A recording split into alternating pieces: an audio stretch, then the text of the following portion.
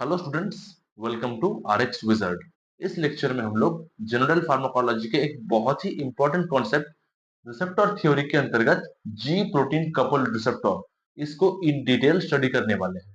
ये लेसन बहुत ही इंपॉर्टेंट होने वाला है, इसलिए हम चाहेंगे आप लोग एक साथ में कॉपी और पेन लेकर बैठे। So without any further delay, let's get started. देखिए, सबसे पहले हम लोग को ये जानना जरूरी है जी प्रोटीन कपल्ड रिसेप्टर होता क्या है। देखिए, यहाँ पे ये जो नाम है पहले इसको डिकोड करना जरूरी है। देखिए, रिसेप्टर का मतलब आप जानते हैं। अब ये जो रिसेप्टर है ये कपल्ड है। कपल्ड मतलब जुड़ा हुआ है किसी के साथ। ओके, अब किसके साथ जुड़ा हुआ है?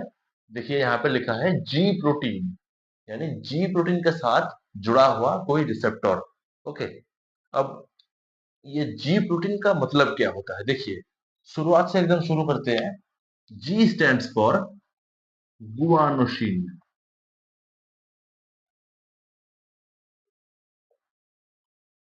ओके, यानी गुआनोसिन न्यूक्लियोटाइड्स यहाँ पे जुड़ा रहता है। आगे देखेंगे।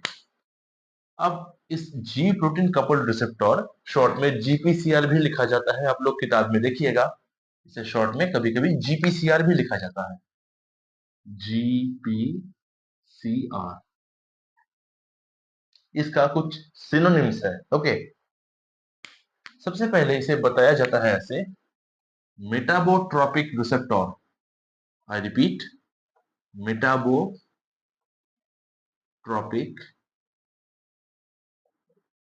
रिसेप्टर। इसके पहले लिगैंड गेटेड आयन चैनल जो आपको पढ़ाए थे, उसका जो रिसेप्टर का जो मैकेनिज्म है, कैसे काम करता है, वहां पे उस लिगैंड गेटेड आयन चैनल या आयन चैनल जो रिसेप्टर है उसे कहा जाता है आयोनोट्रोपिक रिसेप्टर। ओके, और ये जी प्रोटीन कपल्ड रिसेप्टर या जीपीसीआर को बोला जाता है metabotropic receptor. I hope it is clear. अब देखिए, इसका स्ट्रक्चर देखेंगे और उसका स्ट्रक्चर को देख के ही थोड़ा बहुत अंदाजा लगा के इसका एक दूसरा सिनोनिम भी है, उसे निकालेंगे। देखिए, पहले बता देते हैं, ये जो रिसेप्टर है, अनलाइक द न्यूक्लियर रिसेप्टर, जो न्यूक्लियर रिसेप्टर इंट्रासेलुलर डोमेन में रहता था, ये रहता है अक्रॉस द सेल मेम्ब्रेन। देखिए कैसे।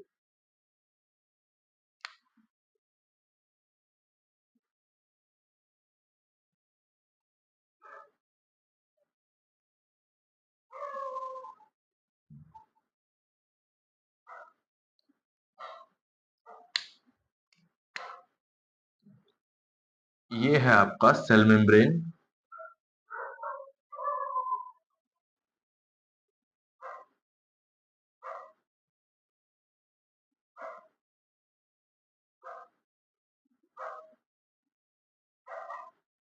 ओके, ये जो रेड कलर से दिखा है, this is the cell membrane.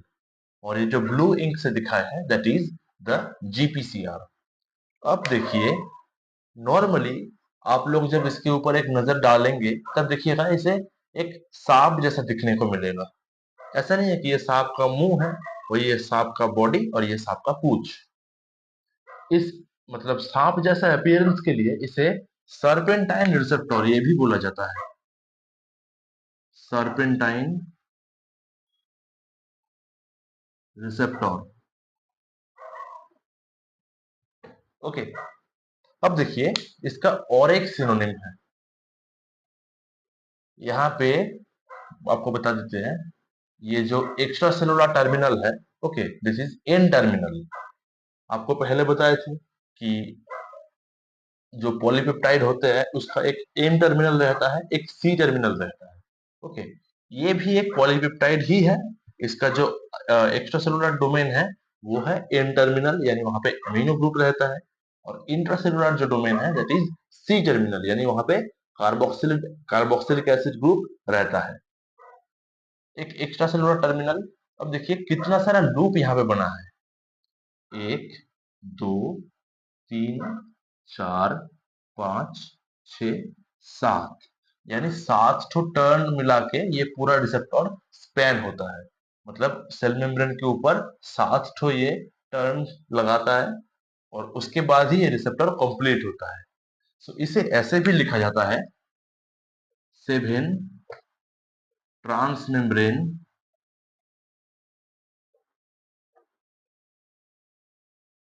Helical receptor. So these are the synonyms of your GPCR. I hope it is clear. Okay. अब देखिए इसका बेसिक स्ट्रक्चर जो है थोड़ा बहुत आपको यहाँ पे एक्सप्लेन कर देते हैं। ये जो है एक्स्ट्रा सेलुलर डोमेन, यहाँ पे ड्रग बाइंडिंग डोमेन, ये जो देखिए एक साइट यहाँ पे बना है, that is the drug binding domain. Drug आके यहाँ पे बाइंड करता है। ये जो इंट्रा सेलुलर टर्मिनल है, ठीक है, यहाँ पे होता है एक जी प्रोटीन। यहाँ पे देखिए जो नाम था जी प्रोटीन, वो यहाँ पे जुड़ा रहता है। कैसे होता है देखिए, ये आपका सेल मेम्ब्रेन, यहाँ पे जो जी प्रोटीन जुड़ा रहता है, उस जी प्रोटीन का 3 ठो सब यूनिट्स है। ओके, मतलब तीनों टुकड़ों को मिला के वो टोटल जी प्रोटीन बनता है। वो तीनों टुकड़ा कौन सा है? पहला होता है अल्फा सब यूनिट, ये है अल्फा, जो डायरेक्टली इस जीपीसीआर के एंड टर्मिनल से जुड़ा रहता है। दूसरा होता है बीटा, इसे ब्लू इंक से दिखाएंगे, ये है बीटा। और तीसरा है गामा। ओके, ये जो गामा है वो ऐसे रहता है, और ये जो गामा सब यूनिट है एक फैटी एसिड चेन की मदद से इस सेल मेम्ब्रेन से जुड़ा रहता है ऐसे। ओके, मान लीजिए चेन से ये बंधा हुआ है। क्लियर? ये है आपका जी प्रोटीन जो यहाँ पे बता रहे थे। क्लियर? अब देखा गया है ऐसा, ये रिसेप्टर जब रेस्टिंग सिचुएशन में रहता है, ओके, इन रेस्टिंग सिचुएशन यहाँ पे अल्फा सब यूनिट में एक गुआनोसिन डाइफॉस्फेट या जीडीपी ये जुड़ा रहता है। गौर कीजिए यहाँ पे, इन केस ऑफ रेस्टिंग सिचुएशन, जब ये रिसेप्टर रेस्टिंग कंडीशन में है, इनएक्टिव फॉर्मेशन में है, इनएक्टिव फॉर्म में है, तब इस अल्फा सब यूनिट के साथ एक गुआनोसिन डाइफॉस्फेट जुड़ा रहता है। क्लियर? अब एक पॉइंट आप यहाँ पे नोट कीजिए, अल्फा सब यूनिट में ही इन अल्फा सब यूनिट वहां पे क्या रहता है, एक इनबिल्ट जीटीपीएज एंजाइमेटिक डोमेन। एक क्या रहता है? इनबिल्ट, यानी पहले से ही बना हुआ एक जीटीपीएज डोमेन। ओके, जीटीपीएज एक एंजाइम है जिसका काम है हाइड्रोलिसिस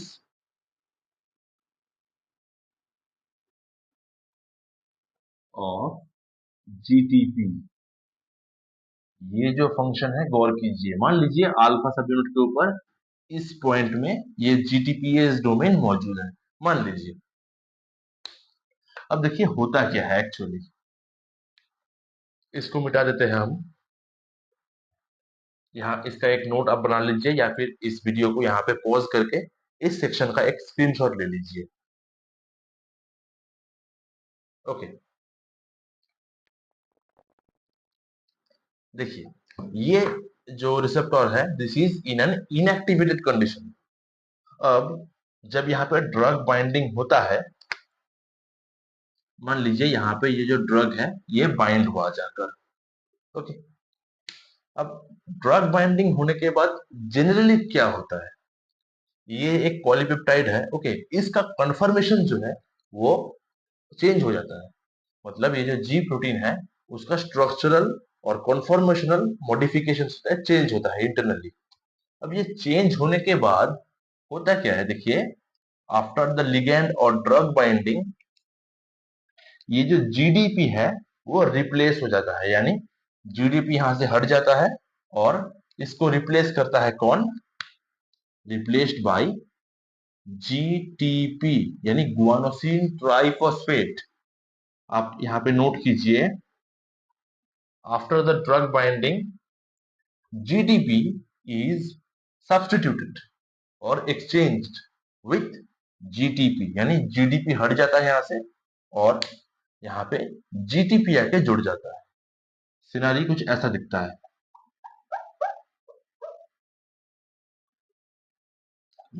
ड्रग बाइंडिंग होने के बाद ये रिसेप्टर एक्टिवेटेड हो रहा है और यहाँ पे जीडीपी हट चुका है, उसके जगह में जीटीपी, एक हाई एनर्जी मॉलिक्यूल, ये आके यहाँ पे बैठ चुका है।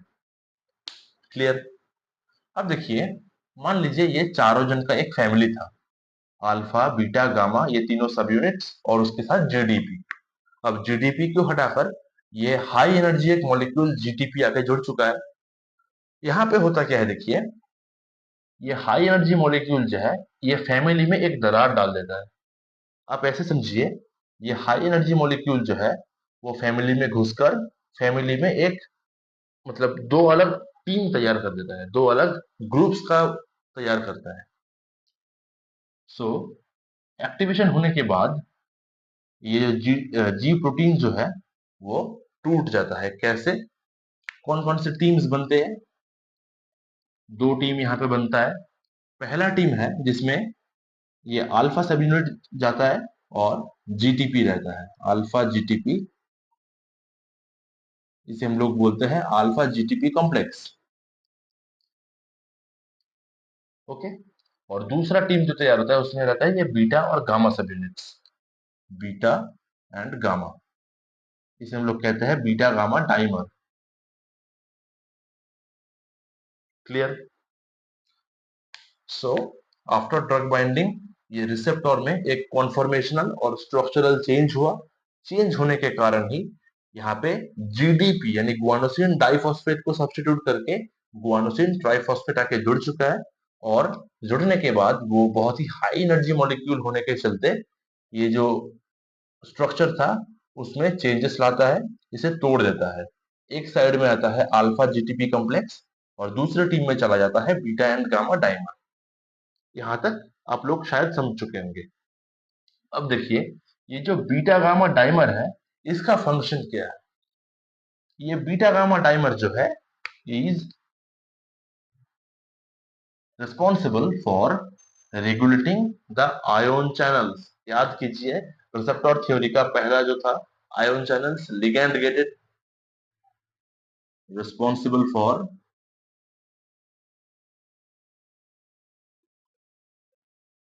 Operating ion channels.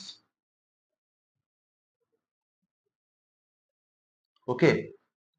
सभी जो फिजियोलॉजिकल प्रोसेस है ये सब फिजियोलॉजी में भी आते हैं। ये फिजियोलॉजिकल प्रोसेसेस आपस में इंटरकनेक्टेड होते हैं। ओके। कोई सेपरेट एंटिटी ये होते नहीं है, आपस में जुड़े रहते हैं हमेशा। और ये जो अल्फा जीटीपी कॉम्प्लेक्स है उसका काम क्या होता है? उसका काम होता है एक्टिवेटिंग और डीएक्टिवेटिंग यानी सेकेंडरी मैसेंजर सिस्टम। ये इस पॉइंट में हम लोग स्ट्रेस देंगे। देखिए, इसका फंक्शन होगा एक्टिवेशन या फिर कभी कभी डीएक्टिवेशन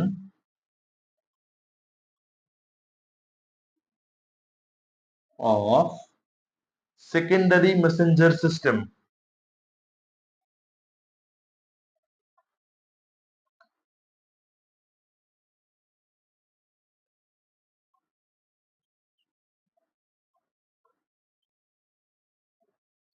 ओके। ये सेकेंडरी मैसेंजर होता क्या है, और अगर यहाँ पे कोई सेकेंडरी मैसेंजर आ भी जाए तब प्राइमरी मैसेंजर क्या था, ये क्वेश्चन आपके मन में अराइज हो सकता है। देखिए, इसको यहाँ पे क्लियर कर देंगे। ये जी प्रोटीन कपल रिसेप्टर का एक खास बात ऐसा है, ये जो मतलब फुल मैकेनिज्म है रिसेप्टर का वो बहुत ही मतलब लेंदी होता है, बहुत सारे स्टेप्स होते हैं वहां पे। ओके। यहाँ पे जो रिसेप्टर का एक्टिवेशन होता था वो होता था किसके कारण? इस लिगैंड के कारण या ड्रग के कारण। ओके। सो जब ड्रग बाइंडिंग होगा तभी जाके ये रिसेप्टर अपना फंक्शन शो कर पाएगा, otherwise it cannot show any type of physiological और फार्माकोलॉजिकल इफेक्ट्स। इसीलिए drug is called the first messenger. याद कीजिए इसे। ये जो लिगैंड है, लिगैंड या फिर ड्रग मान लीजिए आप लोग, या आप लोग एगोनिस्ट भी मान सकते हैं। ओके, लिगैंड हो, ड्रग हो या एगोनिस्ट हो, जो भी हो, उसके कारण ही ये पाथवे जो है एक्टिवेटेड हुआ है। इसीलिए हम लोग लिगैंड या ड्रग को ऑलवेज प्राइमरी मैसेंजर मानेंगे। प्राइमरी मैसेंजर, प्राइमरी मैसेंजर, ठीक है। और उसके बाद में ये जो अल्फा जीटीपी कॉम्प्लेक्स होता है वो कोई भी सेकेंडरी मैसेंजर सिस्टम को एक्टिवेट कर सकता है। अब आप लोग यहाँ पे क्वेश्चन करेंगे कि आफ्टर एक्टिविटी होता क्या है। देखिए, बेसिकली मान लीजिए कोई भी ये जो अल्फा जीटीपी कॉम्प्लेक्स था, कोई भी सेकेंडरी मैसेंजर सिस्टम को एक्टिवेट या डीएक्टिवेट कर चुका, ठीक है। और बीटा गामा डाइमर जो है वो भी कोई आयन चैनल को ऑपरेट किया है, मतलब एक्टिवेशन और डीएक्टिवेशन ये किया है। अब बायोलॉजिकल रिस्पॉन्स जो है वो शो हो चुका है। उसके बाद होता क्या है, देखिए, जब यहाँ से लिगैंड या ड्रग निकल जाएगा, मतलब after performing the biological function, physiological function जो था, जिसके कारण ही वो ड्रग बाइंडिंग हुआ था, वो होने के बाद ड्रग यहाँ से निकल जाता है। ओके, और ये जो जीटीपी था वो जीटीपी टूट जाता है। कैसे टूटता है आपको बताए थे कि अल्फा सब यूनिट में, देखिए वो अल्फा के साथ ही जुड़ा रहता है, और अल्फा सब यूनिट में एक पॉइंट होता है जहां पे एक इनबिल्ट जीटीपीएज एंजाइम मौजूद होता है। याद कीजिए, ये जो जीटीपीएज एंजाइम है वो जीटीपी को तोड़ देता है। Okay, after performing the exact function, alpha सब यूनिट में ये जो जीटीपीएज एंजाइमेटिक एक्टिविटी है वो गुआनोसिन ट्राइफॉस्फेट को तोड़ देता है इनटू गुआनोसिन डाइफॉस्फेट। अब ये जीडीपी जो है, that is comparatively less strong molecule, less energy containing molecule. Okay, high energy molecule नहीं होता, लो एनर्जी मॉलिक्यूल ये होता है। अब होता क्या है, देखिए, ये जीडीपी जो है वो अल्फा सब यूनिट के साथ जुड़ा रहेगा, और जब ये जीटीपी हट चुका है, परिवार में फिर से शांति कायम होगा। ये बीटा गामा डाइमर जो है, जो दूर चले गए थे, वो आपस में क्लोज आएंगे, ये फैमिली आपस में मिलेगा, और अल्टीमेटली ये अल्फा जीटीपी कॉम्प्लेक्स जो है वो ऐसा नहीं रहता है। फिर से होता क्या है, यहाँ पे जीडीपी जीटीपी टूट चुका है इनटू जीडीपी और एक इनऑर्गेनिक फॉस्फेट।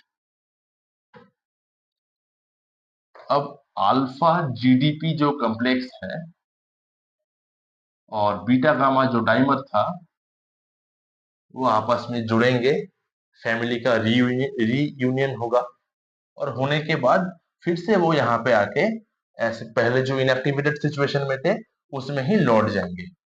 ठीक है, सो आई होप ये बेसिक जो कंसेप्ट था, इस अभी थोड़ी देर में कुछ डिटेल इसका चर्चा करेंगे, लेकिन ये बेसिक जो फंक्शन था जी प्रोटीन कपल्ड रिसेप्टर का, ये आई होप आपको यहाँ तक हम समझा पाए होंगे। देखिए, अभी कुछ ही देर पहले हम आपको जीपीसीआर का जो बेसिक मैकेनिज्म है, कैसे वो काम करता है, और after producing the exact biological response या फार्माकोलॉजिकल रिस्पॉन्स, उसका एक्टिवेटेड कंडीशन से वो डीएक्टिवेटेड सिचुएशन में कैसे जाता है, वो एक बेसिक वे में आपको दिखाए थे। अब आप हमको हमसे पूछेंगे कि हम जो सेकेंडरी मैसेंजर सिस्टम के बारे में बताए थे वो कौन कौन से हैं, कैसे कैसे सेकेंडरी मैसेंजर सिस्टम्स यहाँ पे जीपीसीआर में इन्वॉल्व है। लेकिन उसको समझने से पहले हम लोग को कितने तरह का जी प्रोटीन्स है उसे समझना बहुत ही जरूरी है। ओके, देखिए, शरीर में कुल मिलाकर 17 टाइप्स ऑफ जी प्रोटीन पाया गया है, 17 टाइप्स। लेकिन उस 17 में से मेजर 4 ठो ही है। Okay, mainly there are 4 types of G proteins found inside the body. Major 4 types हैं। ये जो जी प्रोटीन है मेनली 4 तरह के होते हैं। पहला होता है जी एस, दूसरा होता है जी आई, तीसरा होता है जी क्यू, और चौथा होता है जी जीरो। इसे आप सेल डिविजन का जो जी जीरो फेज है उससे कंपेयर मत कीजिए। ओके, इसका नाम ही ऐसा कुछ दिया गया है। अब देखिए, ये चारों तरह का जी प्रोटीन ही शरीर में मेजर टाइप्स होते हैं। ये जो चार तरह के जी प्रोटीन बताए हैं हम, उसका ही मतलब स्ट्रक्चर जो है मोर और लेस सेम होता है। यानी एक अल्फा सब यूनिट, एक बीटा सब यूनिट, एक गामा सब यूनिट, ये तीनों मिला के ही ये सभी बनते हैं। और सभी में इनएक्टिवेटेड सिचुएशन में गुआनोसिन डाइफॉस्फेट या जीडीपी ये रहता है। Okay, so structurally they are almost identical. यहाँ पे लिखेंगे जी प्रोटीन का नाम। जी प्रोटीन होगा हमारा G S type, G inhibitor या G I type, G Q type, G not, G zero type. अब सभी में एक्टिवेटेड सिचुएशन में अल्फा जीटीपी बनना है, अल्फा जीटीपी बनना है, और बीटा गामा डाइमर भी बनना है। ठीक है, बेसिक जो मैकेनिज्म बताए थे उसमें यही था कि सभी को अल्फा जीटी में अल्फा जीटीपी और बीटा गामा डाइमर ये दोनों हिस्सों में बढ़ जाना है। अब in case of G stimulatory या G S type of G protein, वहां पे अल्फा जीटीपी जो पोर्शन होता है वो एडेनाइलेट साइक्लेज, यहाँ पे बहुत ही कंसंट्रेशन चाहिए आपका, एडेनाइलेट साइक्लेज।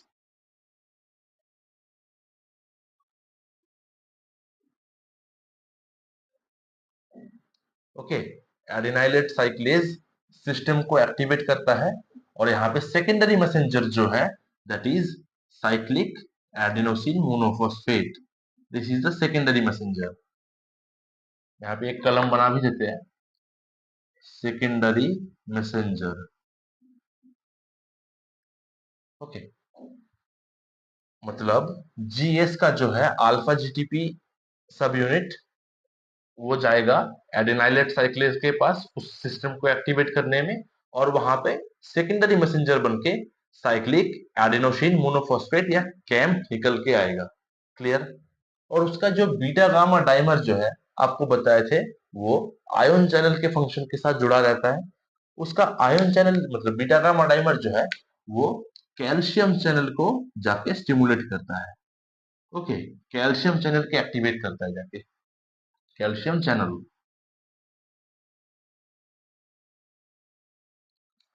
अब जी इनहिबिटर जो है उसका अल्फा सब यूनिट, अल्फा अल्फा जीटीपी सब यूनिट जो है वो भी एडेनाइलेट साइक्लिक साइक्लेज के पास ही जाएगा, लेकिन उसको जाके डीएक्टिवेट करेगा। मतलब जी स्टिमुलेटरी जो प्रोटीन था वो इसे एक्टिवेट करता था, इस सिस्टम को एक्टिवेट करके सेकेंडरी मैसेंजर के तौर पे इस कैंप को निकाल के लाता था। समझिए इसे। और जी इनहिबिटरी जो है वो इस सेम मतलब सिस्टम को ही जाके एक्टिवेट करेगा, डीएक्टिवेट करेगा, सॉरी डीएक्टिवेट करेगा। ओके, यहाँ पे भी सेकेंडरी मैसेंजर कैम को ही माना जाता है, लेकिन एक्चुअली ये इनएक्टिवेट करता है, इनहिबिट करता है, ब्लॉक करता है इस सिस्टम को। और इसका जो बीटा गामा डाइमर सेक्शन जो है वो पोटेशियम चैनल को जाके ओपन करेगा।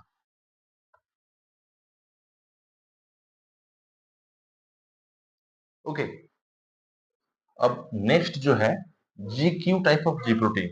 इस जी क्यू टाइप का जो जी प्रोटीन है वो उसका जो अल्फा सब यूनिट है, अल्फा जीटीपी सब यूनिट, वो जाकर एक्टिवेट करता है फॉस्फोलाइपेज सी, फॉस्फोलाइपेज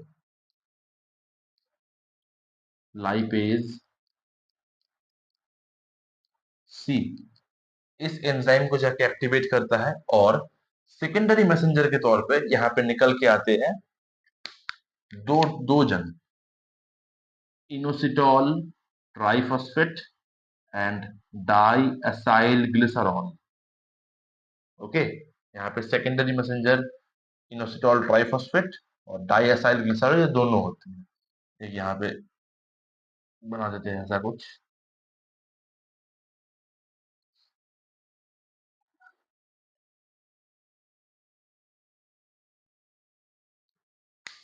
इसका जो बीटा गामा डाइमर जो है उसका फंक्शन एग्जैक्टली पता नहीं हम लोगों को। ओके, ये अभी भी मतलब डिस्कवरी होना है इसका। अब ये G0 जो है उसका अल्फा जीटीपी सेक्शन का मतलब वैसा वैसा कुछ खास इफेक्ट होता नहीं है। ओके, यहाँ पे उसका सेकेंडरी मैसेंजर भी कुछ खास होता नहीं है, लेकिन इसका जो बीटा गामा डाइमर जो होता है वो decreases the activity of calcium channel.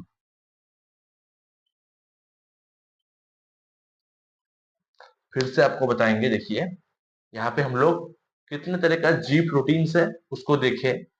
17 type के डिफरेंट जी प्रोटीन्स हमारे शरीर में मिला है, लेकिन उसमें से 4 ठो मेजर है।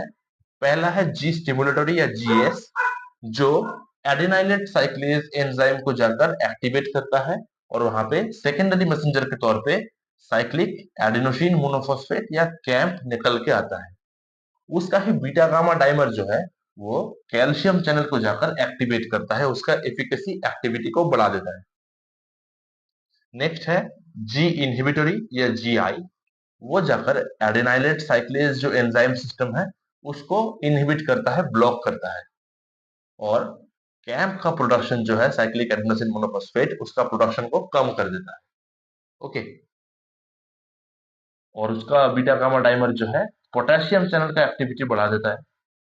तीसरा है जी क्यू टाइप, वो फॉस्फोलाइपेज सी एंजाइम जो है उसे एक्टिवेट करता है और वहां पे सेकेंडरी मैसेंजर के तौर पे इनोसिटोल ट्राइफॉस्फेट या आईपी3 और डाई एसाइल ग्लिसरॉल या डीएजी इसका मतलब प्रोडक्शन होता है एज ए सेकेंडरी मैसेंजर। उसका बीटा गामा डाइमर जो सेक्शन है उसका मतलब ज्यादा कुछ हमें पता नहीं है अभी तक। नेक्स्ट है जी ओ टाइप या जी0 टाइप, उसका अल्फा जीटीपी सेक्शन जो है वो उसका एग्जैक्ट फंक्शन अभी तक हम लोग को पता नहीं है, लेकिन उसका बीटा गामा डाइमर जो है वो कैल्शियम चैनल को जाकर ब्लॉक करता है, उसका एफिकेसी को कम कर देता है। सो आई होप इतना तक आपको यहाँ पे समझ आया होगा कि कितने तरह का जी प्रोटीन्स है और वो कौन कौन से सेकेंडरी मैसेंजर सिस्टम को एक्टिवेट या डीएक्टिवेट करते हैं। ओके, और वो कौन कौन से एंजाइमेटिक सिस्टम के माध्यम से या आयन चैनल सिस्टम के माध्यम से अपना इफेक्ट को शो करते हैं। देखिए, अभी तक हम लोग ने जितना सीखा उसका एक समरी आपको हम बता रहे हैं। सबसे पहले हम लोग जीपीसीआर का स्ट्रक्चर जो है उसे सीखे हैं, उसका डिफरेंट सिनोनिम्स जो है उसको भी देखे हैं। अब उसके बाद उसका बेसिक फंक्शन, बेसिक एक्टिविटी कैसे होता है उसको देखे हैं, मतलब जिसमें ड्रग बाइंडिंग होने के बाद रिसेप्टर का एक्टिवेशन होता था, जीडीपी को रिप्लेस करके जीटीपी आता था और उसका दोनों हिस्सों में बढ़ जाना, अपने अपने रिस्पेक्टिव जो एरियाज है वहां पे जाके अपना बायोलॉजिकल रिस्पॉन्स शो करना, वो भी देखे हैं। और after showing the biological response we have learned how the alpha GTP complex is resolved and again the inactivated state is formed, कैसे वो फिर से इनएक्टिवेटेड सिचुएशन में वापस आता है वो भी हम लोग सीखे। अब उसके बाद हम लोग different types of G proteins जो है मतलब G S, G I, G Q and G zero या जी नॉट, इसके बारे में देखे है। उसका रेस्पेक्टिव जो सेकेंडरी मैसेंजर सिस्टम था वो भी हम लोग सीखे हैं। अब यहाँ पे हम लोग इन डिटेल स्टडी करेंगे जी Q type of G protein coupled receptor, उसका एग्जैक्ट मैकेनिज्म कैसे होता है। ओके, और आगे आने वाले वीडियो में हम लोग जी एस और जी आई को इन डिटेल में चर्चा करेंगे। जी नॉट या जी0 के बारे में उतना कुछ हम लोग को स्टडी करना है नहीं है, बेसिकली ये तीनों ही है, जी एस, जी क्यू और जी आई। अब इस वीडियो में हम लोग जी क्यू टाइप जो है उसको ही स्टडी कर लेंगे। नेक्स्ट वीडियो में आपके लिए जीएस और जीआई हम लेके आएंगे। देखिए यहाँ पे बेसिक फंक्शन जो था, स्ट्रक्चर जो था वो दिखा देते हैं पहले। एन टर्मिनल,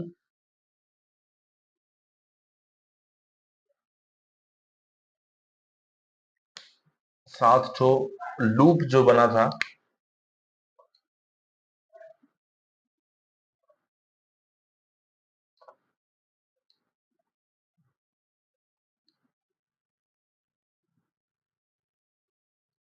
ये था आपका सेल मेम्ब्रेन। अब इनसाइड द सेल मेम्ब्रेन यहाँ पे है अल्फा सब यूनिट, यहाँ पे गामा सब यूनिट, उसके बीच में है बीटा सब यूनिट, गामा जुड़ा रहता है एक फैटी एसिड चेन के साथ। यहाँ पे जीडीपी, शॉर्ट पर डी लिखते हैं, ओके। गुआनोसिन डाइफॉस्फेट, उस वहां पे ही हम लोग एम्फोसाइज करते हैं, डी लिखे हैं, आप समझ लीजिए ऐसे। अब एक एग्जाम्पल की मदद से आपको अगर ये समझाए, आपको भी समझने में आसानी होगा। देखिए, GQ टाइप ऑफ जीपीसीआर जो है उसका बहुत ही आसान एक एग्जाम्पल है हमारे पास, that is the adrenergic alpha 1 receptor. Adrenergic alpha 1 receptor जो मेनली स्मूथ मसल्स जो है वहां पे पाया जाता है, mainly on smooth muscle.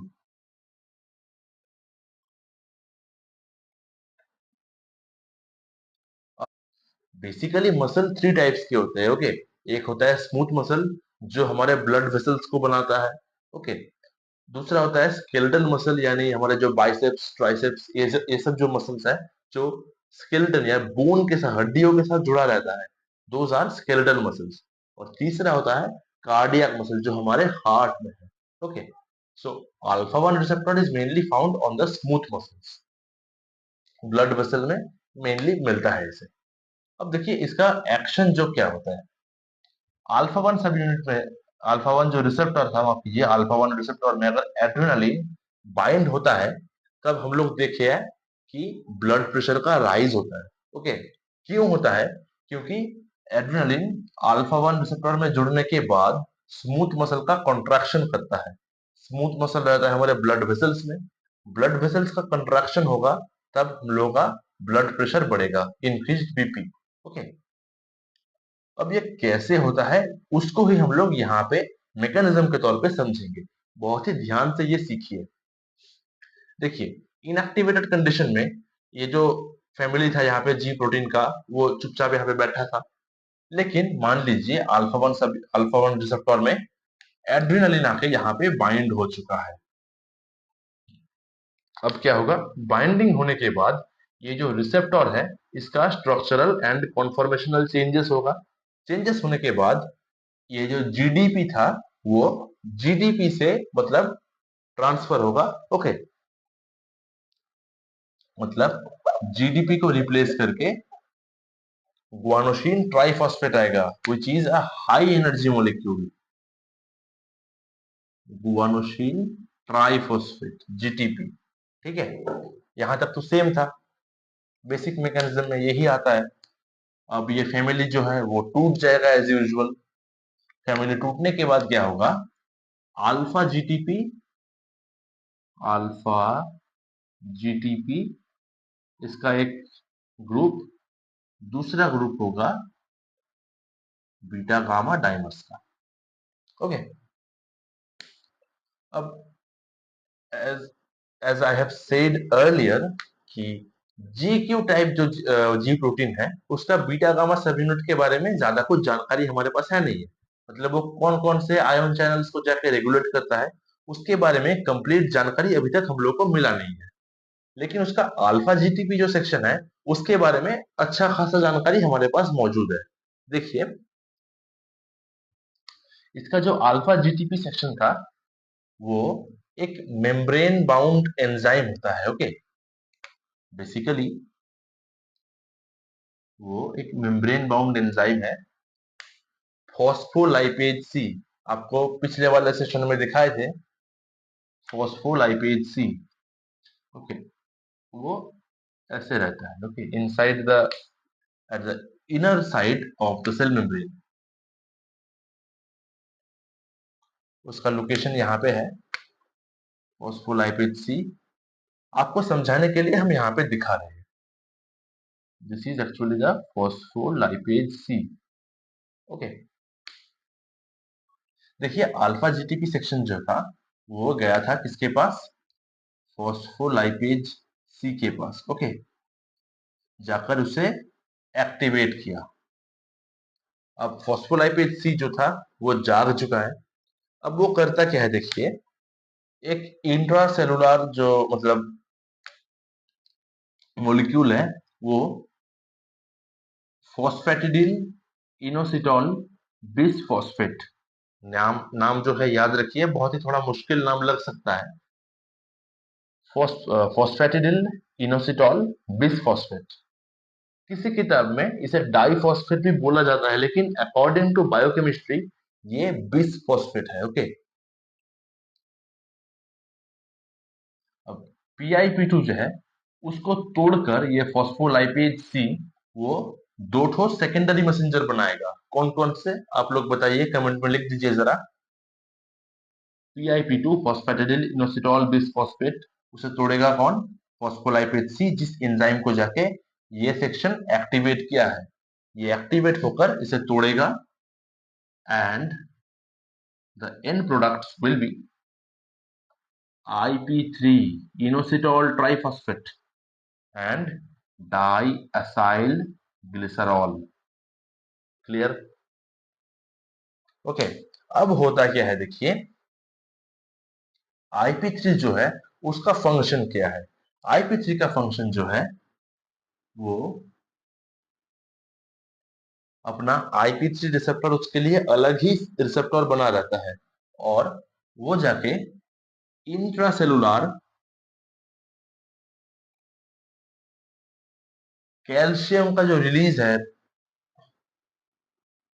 Calcium release, उसको जाके रेगुलेट करता है। रेगुलेटर।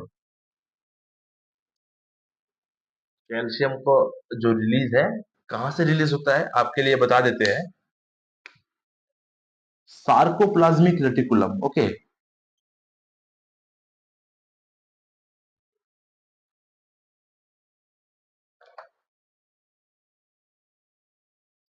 इंट्रासेलुलर एक ऑर्गेनल होता है सार्कोप्लाज्मिक रेटिकुलम, वहां से वो है actually storehouse of calcium.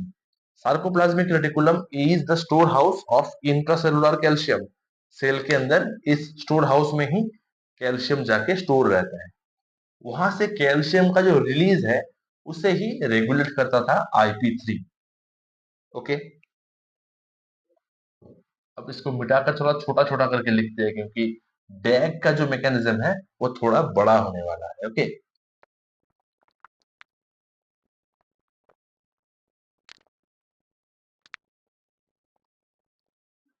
Okay. IP3 का फंक्शन जो था, कैल्शियम रिलीज को रेगुलेट करता था। अब DAG डाइएसाइल ग्लिसरॉल ये करता क्या है? एक intracellular enzyme protein kinase C, इसे याद रखिए, प्रोटीन काइनेज सी, इसको जाकर एक्टिवेट करता है। Okay, it activates protein kinase C. अब ये प्रोटीन काइनेज सी करता क्या है देखिए। बेसिकली सेल में जो कैल्शियम चैनल्स होते हैं, कैल्शियम चैनल्स, वो है, वो चीज है, मतलब वो पाइपलाइन है जिसकी मदद से extracellular calcium inside the cell आता है। ओके। कैल्शियम को सेल के अंदर लाने का जो जरिया है, जो रास्ता है, that is the calcium channels. ये प्रोटीन काइनेज सी जाकर इसको एक्टिवेट करते हैं, उसके एक्टिविटी को बढ़ा देता है, मतलब इंक्रीज कैल्शियम एंट्री।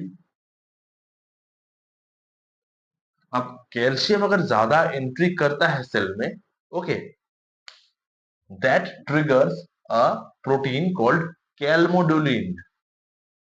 कैल्मोडुलिन होता क्या है? एक कैल्शियम बाइंडिंग प्रोटीन होता है जो कैल्शियम सेंसर के नाम से भी जाना जाता है। अब कैल्शियम अगर ज्यादा एंटर करता है सेल के अंदर, वो जाके कैल्मोडुलिन के साथ बाइंड करेगा and forms calcium and calmodulin complex. Okay. अब कैल्शियम कैल्मोडुलिन कॉम्प्लेक्स करता क्या है देखिए, ये यहाँ पे बहुत ही ध्यान दीजिए आप। इसका काम है एक enzyme myosin light chain kinase. Okay, याद कीजिए, रखिए इसे, मायोसिन लाइट चेन काइनेज। इस एंजाइम को जाके ये कॉम्प्लेक्स एक्टिवेट करता है, मतलब इनएक्टिवेट से एक्टिवेट स्टेट में लाता है, मायोसिन लाइट चेन काइनेज। उसे एक्टिवेट करेगा। ऊपर स्टार बनाने का मतलब यही है कि this is the activated form. अब मायोसिन लाइट चेन, देखिए एक्टिन, मायोसिन, ये सब स्ट्रक्चरल प्रोटीन्स है। ओके, आप लोग मसल फिजियोलॉजी में पढ़े होंगे कि मसल कंट्रैक्शन के लिए एक्टिन और मायोसिन का क्रॉस ब्रिज होना जरूरी है। Okay, they actually cross bridge and cause the skeletal muscle और स्मूथ मसल का कंट्रैक्शन। ओके, करता क्या, देखिए कैल्शियम कैलमोडिन कॉम्प्लेक्स जो है myosin light chain kinase enzyme को एक्टिवेट करेगा। ये activated myosin light chain kinase enzyme, उसका फंक्शन होता है जो मायोसिन लाइट चेन्स जो है, मायोसिन की जो चेन्स है उसको फॉस्फोराइलेट करना। क्योंकि आप लोगों को पहले भी बताया है, काइनेज एंजाइम का फंक्शन यही है कि वो अपना सबस्ट्रेट को जाके फॉस्फोराइलेट करे, उसके अंदर एक फॉस्फेट ग्रुप को जोड़ दे। So it causes the phosphorylation of myosin light chain, उसका फॉस्फोराइलेट होगा मायोसिन लाइट चेन, उसके साथ एक फॉस्फेट ग्रुप जुड़ा हुआ, एक फॉस्फेट ग्रुप ऐसे जुड़ा हुआ। ओके, अब ये फॉस्फोराइलेटेड मायोसिन लाइट चेन्स करता क्या है, they form the cross bridge with actin filaments.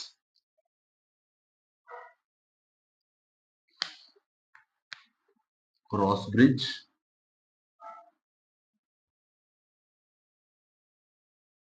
with actin filaments।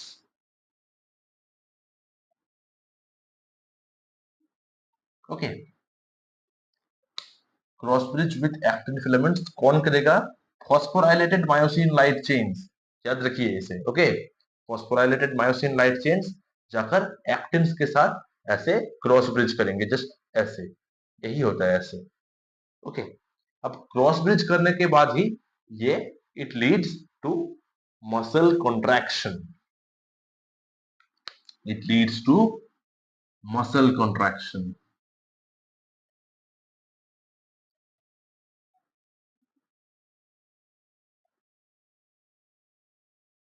Okay, muscle contraction. अब स्मूथ मसल में मसल कॉन्ट्रैक्शन होगा। स्मूथ मसल हम लोग मान लेते हैं कि ब्लड वेसल का होगा।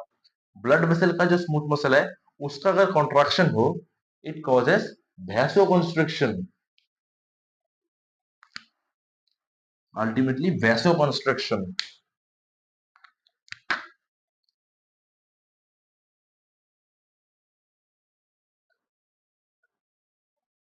ओके, अब ब्लड वेसल का कंस्ट्रक्शन अगर हो, देन इट कॉजेस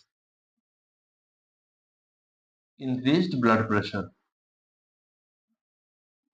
ओके, देखिए ये मैकेनिज्म आपको फिर से और एक बार समझाते हैं। अगर जी Q type of G protein हो, उसका स्ट्रक्चर मोर और लेस सेम ही होता है जी प्रोटीन का, आपको बताया था पहले। ड्रग बाइंडिंग होने के बाद GDP is replaced with GTP, guanosine triphosphate. अब ये एक्टिवेटेड फॉर्म तोड़ेगा alpha GTP complex, beta gamma dimer अलग हो गया। अल्फा जीटीपी कॉम्प्लेक्स जाता है फॉस्फोलाइपेज सी इस एंजाइम के पास, उसे एक्टिवेट करता है। एक्टिवेट होने के बाद फॉस्फोलाइपेज सी का काम यही है कि वो फॉस्फेटिडिल इनोसिटॉल बिसफॉस्फेट, उस इंट्रासेलुलर मॉलिक्यूल को, एक IP3 इनोसिटॉल ट्राइफॉस्फेट और दूसरा डाई एसाइल ग्लिसरॉल, ये दोनों सेकेंडरी मैसेंजर्स में बांट दे। Formation of two secondary messengers, that is IP3 and DAG. IP3 का फंक्शन यही है कि वो सार्कोप्लाज्मिक रेटिकुलम में जो IP3 रिसेप्टर्स है उसके साथ बाइंड करे और इंट्रासेलुलर कैल्शियम का जो रिलीज है उसको रेगुलेट करे। क्लियर? डैग का फंक्शन था वो एक्टिवेट करता है प्रोटीन काइनेज सी को, प्रोटीन काइनेज सी को डैग एक्टिवेट करेगा। ये प्रोटीन काइनेज सी करता क्या है, देखिए mainly it stimulates the calcium entry through the calcium channels. Calcium channel की मदद से कैल्शियम के एंट्री को वो फैसिलिटेट करेगा। कैल्शियम ज्यादा एंटर करे तो कैल्शियम बाइंडिंग जो प्रोटीन है कैल्मोडुलिन, वो आकर इसके साथ एक कॉम्प्लेक्स फॉर्म करेगा। वो complex myosin light chain kinase उसको जाके एक्टिवेट करता है। Okay, this is an algorithm. Myosin light chain kinase enzyme को एक्टिवेट करने के बाद वो एंजाइम मायोसिन लाइट चेन्स को फॉस्फोराइलेट करेगा। Phosphorylated myosin light chains will cause the cross bridge with actin filaments. Actin के साथ क्रॉस ब्रिज करेगा and that cross bridge leads to muscle contraction. Muscle contraction अगर स्मूथ मसल में हो और वो स्मूथ मसल अगर ब्लड वेसल का हो देन इट कॉजेस vasoconstriction, और ब्लड वेसल का अगर कंस्ट्रिक्शन हो then it ultimately causes higher raised blood pressure का राइज होगा। दिस इज हाउ कैसे alpha 1 receptor mediated smooth muscle contraction होता है। ओके, वो GQ प्रोटीन का जो एक्चुअल कंसेप्ट है उसकी मदद से आपको यहाँ पे हम समझाने का कोशिश किए हैं। आई होप ये जो कंसेप्ट था थोड़ा बहुत आपको मुश्किल लग सकता है, लेकिन रिगोरस प्रैक्टिस की मदद से आप लोग इसे आराम से अपने दिमाग में अपने दिल में बैठा पाएंगे, ये मेरा उम्मीद होगा। Thanks for watching this video. ये वीडियो आपको कैसा लगा please let me know in the comment section. Video अगर अच्छा लगे और हेल्पफुल लगा हो जरूर इसे एक लाइक कर दीजिए और अपने दोस्तों के साथ इसे शेयर करना मत भूलिएगा। Subscribe to RX Wizard. मिलते हैं आपको कुछ नेक्स्ट वीडियो में। Thank you.